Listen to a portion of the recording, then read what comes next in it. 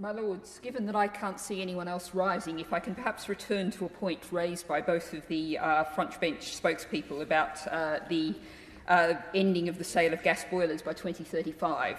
The government's documents seem to say that this is a confirmed ambition.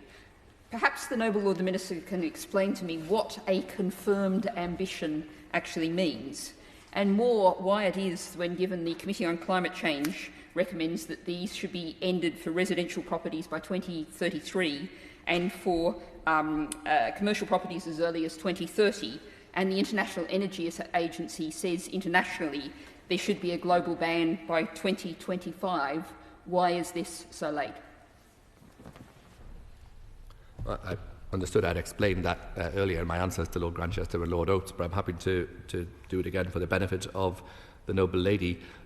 It is an aim, it is an ambition that by 2035 we will be able to move away from the installation of gas boilers, but we want to make sure that alternatives are in place that are cheap, that are easily available, and that are affordable for people, and it costs them no more to buy than a gas boiler and no more to run than a gas boiler.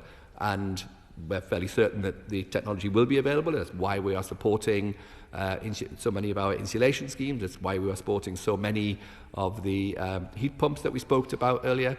But we want to make sure that it's available, and also chimes in with the question asked by the Noble Lord, Lord Whitty as well. Hydrogen will play a role, but we don't know at this stage to what extent that it will. This is, I understand the impatience of Noble Lords, but this is a strategy to be rolled out over many years. My Lords, given that there are 19 million homes in the country marked on the bottom rung for energy efficiency, D or below, and the Heat and Building Strategy stresses in its introduction a need for a fabric-first approach, can the Noble Lord the Minister tell me why there's no firm proposals to replace the scrapped Green Homes grant or funding for improving the fabric of our homes?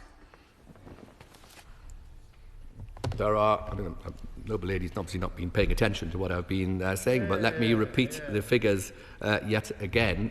She might want to go and look at some of the fantastically successful delivery that we were doing for low-income families under the local authority delivery scheme. We spent hundreds of millions of pounds on that. We've already rolled out the first phase of the Social Housing Decarbonisation Fund. We're investing 950 million and 800 million respectively over the next 2 years. I referred earlier to the Home Upgrade Grant, all of which are paying for home insulation measures for the most vulnerable in society and for people on low incomes. And I'm sorry if the Greens don't or are not aware of that, I don't support it, but these are very large sums of money that we're investing to upgrade the fabric and install low-carbon heating systems of people's homes. And I've been out and I've viewed and seen many of these schemes. If I may also take advantage of being able to jump up again.